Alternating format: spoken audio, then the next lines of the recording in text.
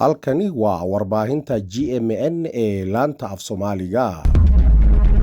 Maamulka magaalada Addis Ababa amaba magaalada Finfinne ayaa ansixiyay miisaaniyadda 2019 taasi oo gaadhaysa 502.27 bilyan oo bir ah. Golaha maamulka magaalada Addis Ababa ayaa ansixiyay miisaaniyadda sanadda 2019.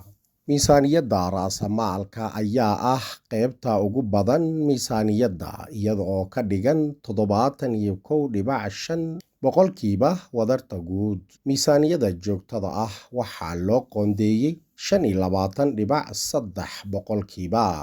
Miisaaniyaddan ayaa loo qorsheeyey si loo daboolo baahiyaha horumarineed iyo sare u qaadidda heerka adeeg bixinta ee magaalada, waxaana suurtagelin doonta in la xoojiyo mashaariicda horumarineed iyo kuwa maamul wanaagga ee mar horeba bilowday.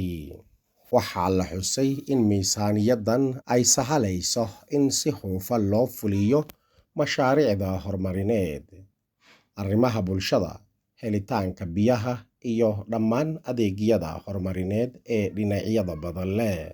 Qaybta ugu weyn ee miisaaniyadda raasamaalka ayaa loo qoondeeyey abuurista fursadaha shaqada, horumarinta guryeynta, dhismaha kaabayaasha dhaqaalaha, hagaajinta adeegga gaadiidka, casriyeynta iyo dardargelinta kobaca guud ee magaalada. Madaxweynaha dowlad deegaanka Soomaalida Mudane Mustafa Mohamed Cumar ayaa furay kulanka Komishinka Xuquuqul Insaanka Itoobiya. Kulanka ayaa waxaa ka soo qayb galay Komishinarka Komishinka Xuquuqul Insaanka Itoobiya, Komishinarka Komishinka Xisbiyada dalka, Komishinka Xalinta Cabashooyinka dalka, hay-adaha cadaaladda, afhayeenada deegaanada iyo komishinarada Komishinka Asluubta ee deegaanada dalka iyo marti sharaf kale. Madaxweynaha dowlad deegaanka Soomaalida Mudane Mustafa Mohamed Cumar ayaa sheegay in loo baahan yahay in si wada jir ah loo ilaaliyo sareynta sharciga iyo xuquuqul insaanka, isla markaana kulanka heer qaran uu door wanaagsan ka qaadan doono arrimahaasi.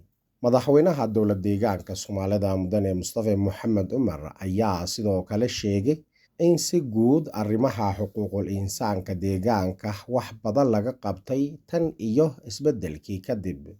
Sidoo kalena madaxweynaha ayaa xusay in ay sharaf u tahay in maanta deegaanku uu martigeliyo madal lagaga wada xaajoonayo xoojinta ilaalinta xuquuqul insaanka, taasi oo muujinaysa isbeddelka dhabta ah ee laga sameeyay sareynta sharciga iyo xorriyadda aasaasiga ah ee shacabka deegaanka Soomaalida. Ilaalinta xuquuqda aadamahana ay kor u qaaddo nabadda, horumarka iyo cadaaladda.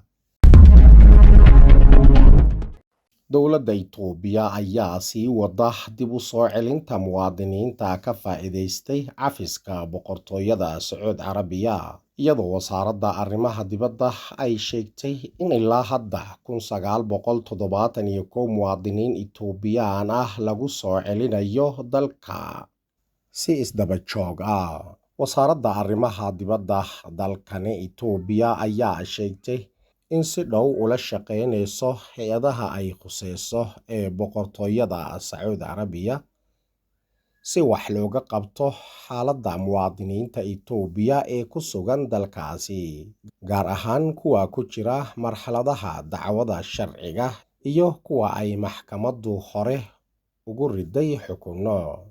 Wasaaradda arrimaha dibadda ayaa soo saartay war-saxaafadeed ku saabsan xaaladda muwaadiniinta Itoobiya ee ku sugan duruufaha adag gudaha boqortooyada Sacuudi Carabiya.